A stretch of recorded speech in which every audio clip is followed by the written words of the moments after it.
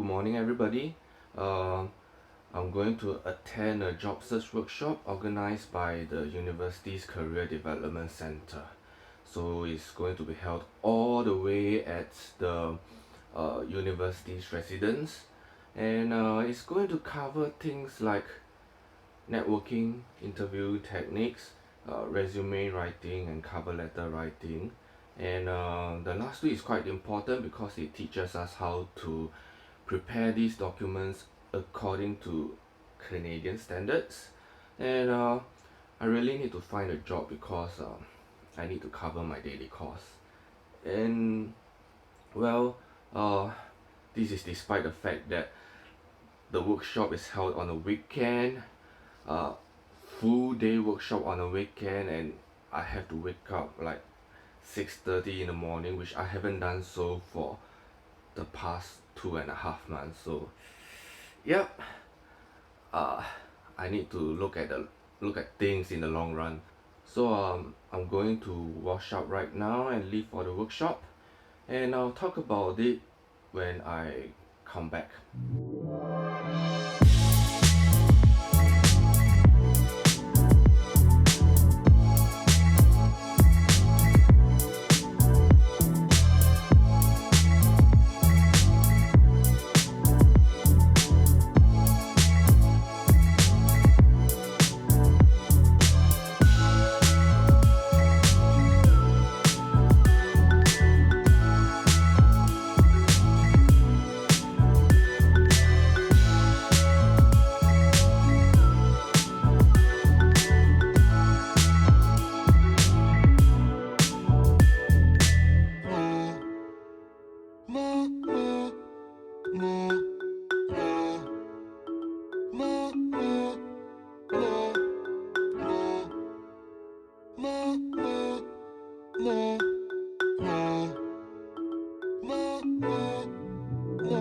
So guys, I'm back from the job search workshop, and it was a very informative session. And for example, for the cover letters, they actually required us to write it in the traditional letter writing format. Perhaps for Canadians, this is something that is very much of a common sense, but for Singaporeans, we don't really write letters in the traditional way anymore. The only time you will see letters written in a traditional format is when government agencies sends us letters, which they don't do often right now, and of course when we are sending official letters from the company to another company. So basically, for cover letters, Singaporeans no longer write things like the address of the company and our own address at one corner of the letter, and we basically just start with dear who, and then we start off our letter writing. We don't even write the subject line anymore. So well, this is very interesting because I guess was the reason why no companies actually replied me, okay, responded to my request for jobs. And then for resume writing, it was also an eye-opener also. I already knew things like in Canada you're not supposed to put your photo in your resumes, but that was what I read online. But during the session, then I found out that we are supposed to include personal details like my address and my phone numbers on a resume. And in Singapore, we do put our mobile phone, but it putting the number there is not compulsory. Instead, we only leave our email addresses. It's okay if we receive spam mails, but it's not okay when we keep receiving phone calls or SMS asking us to place bets on lottery, race, football bets, etc. So yeah, in Singapore, resumes we only leave our we only leave our email address and perhaps my LinkedIn account for the prospective employer to check through my employment history. uh, I feel very uncomfortable about it. And though the instructor told us that no, we can choose to just leave to just write down the city and province that we are staying in replacement of residential address, but she still recommended us to leave our mobile phone numbers. So well, I think this is quite a culture shock. So well, in order to survive, I guess I will have to put myself out there and do some things that I'm not comfortable with actually.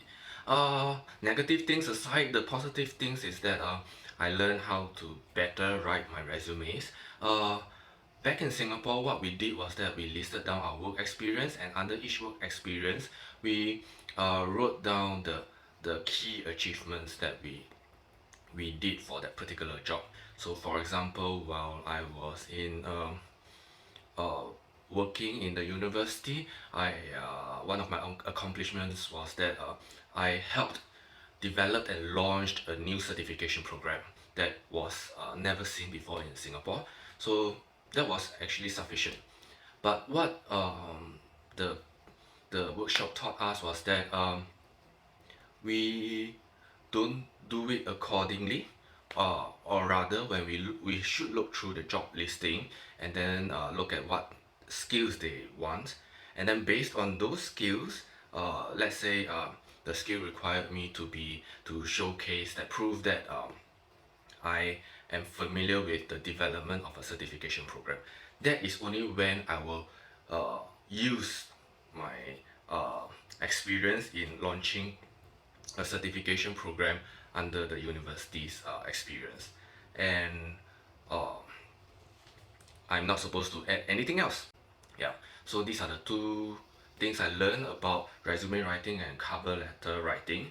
The rest of the workshop is very much informative for me. For example, they actually started the workshop with this telling us how to do industry labor market research. I can say that it was a common sense for me, but it is actually something like a reminder for me that yeah, perhaps I should put in more effort into doing research in the local training industry, for example. And of course, I'm actually looking for part-time jobs right now, so the part-time jobs may not be related to the training industry. So let's say if I want to apply for a job that is in the healthcare sector, then I will have to go and find out more about the regulations or the standards required, and what new learning management software or what new training software were they using for their classes back then. So the next thing that they talk about was interview techniques. This is a no-brainer for me because I was an interviewer for cabin crew in the past. So except that when I was interviewing for cabin crew, I focused a lot on body language. So in a sense, that session helped me recap about things that what I should say when I'm attending an interview. It's quite funny because the questions that they raise about, like, for example, tell me more about yourself, tell me about a time when you met with a problem and tried to solve it. These questions are so cliche, but at the same time, they are still used in the interview process. So well, it's a kind of bittersweet experience because it's like, I've been in the workforce for so long, and yet when I apply for jobs, I still have to be subjected to such cliche questions. I believe it happens to everybody regardless of the work experience, whether you're in a new country or in your own home country. Let's say a Singaporean in his 40s is applying for a job, he will have to answer things like, oh, tell me about your weakness, and how do you see yourself in 5 years' time. That is something that I learned, or rather my classmates and I talked about when we attended a workshop on how to conduct interviews back when I was working in the airline. So we were like, we actually felt that interview questions has to start evolving, and we really prefer the techniques that were taught to us to ask about behaviors, like tell me about a time whereby you handled a difficult customer, and that actually tells us more about what the candidate can do and has done before, rather than asking some airy-fairy questions like what do you see, where do you see yourself in 5 years time. um, I don't know. Well, why do I want this job? I need this job because I need the money to survive, duh. So they talk about interview techniques, and last they talk about networking. Is basically something that um, we all have to do consistently, and uh, it is actually something that should take place before the cover letter or resume is sent out in an ideal situation. I mean, regardless of the situation, we should always try to maintain a network, and through the network, we theoretically can find opportunities whereby we can enter, apply for a certain position. So it is only after that we found that position that we should try to apply for it, and that's where we send the resumes and cover letters.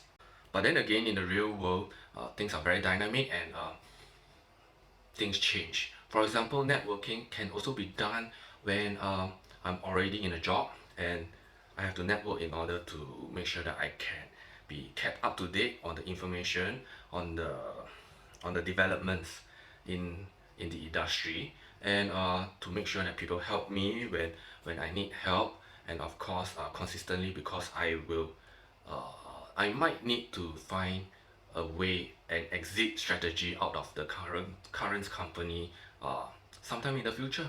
Nobody knows, right? Networking is very important. To be frank, I've known this term since I was in university 10 over years ago, and I haven't really practiced that diligently. I mean, my first job was a government job whereby we literally don't need to do networking outside of our organization. Then when I moved on to the airline, networking was mainly confined into the company, um, because because of the size of the airline, the vendors or prospective vendors are always knocking on our door. So we literally do not need to put ourselves out there to look for contacts. So and what new learning management software or what new training software were they using for their classes back then. So that was the kind of environment back in the airline. And when I was in the university, it was again, people are knocking on our doors rather than us going out to ask people, hey, what is your need, and what would you like to develop for your staff. So well, I did try to put myself out there to join in some networking sessions. For example, I still took part in various workshops for adult educators so that I can, number one, find out about new developments in the adult education sector in Singapore. Of course, I also got to speak with the other adult educators. I would be able to know, oh, what were the new technology that they adopted for their training in classroom, for example. I did networking for that sort of purpose, and in a sense, it was still very restricted, because the adult education sector is rather small in the sense that a lot of activities were actually spearheaded by the government agency SkillsFuture Singapore. The activities were quite limited, so we tend to meet the same faces all the time. But after attending the workshop today, then I realized that actually there are more ways to look for networking opportunities other than attending seminars, conferences, and workshops. There might be some interest groups that are posted on Eventbrite or Meetup that we can possibly join. When I was back in Singapore, I didn't explore these opportunities, so I do not know whether the other adult educators are actually involved in such smaller scale, informal networking sessions. But now that I know that I should be targeting all these avenues, I think I should start trying out to look for so-called to put my feelers out there to try to have a feel of the the the sentiments in whatever industry that I am hoping to apply for. And what new learning management software or what new training software were they using for their classes back then. So guys, this is the overview of my adventure for the job search workshop. I thought that it might be good to share what I learned with you guys so that you can have an idea of how the job search experience is like in Canada as compared to Singapore or I don't know, Southeast Asia, East Asia, for example. So from time to time, when the opportunity comes, I will try to share more about my experience and my learning points for your benefit. So if you like what I share, please remember to click like on this video, share it with your friends, and most importantly, follow my YouTube channel and my blog also. So see you then.